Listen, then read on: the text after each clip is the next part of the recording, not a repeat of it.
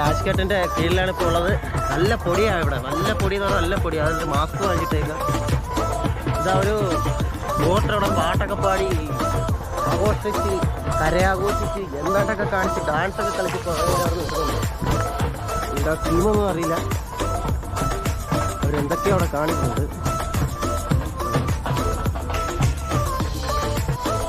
നമ്മുടെ പിറകിൽ ഒരു മൃതശരീരം മരണപ്പെട്ട ഒരാളുടെ ഇത് വനീകരണ ഘട്ടിലേക്ക് കൊണ്ടുപോകാൻ വേണ്ടി കുറേ പേര് എടുത്തിട്ട് വരുന്നുണ്ട്.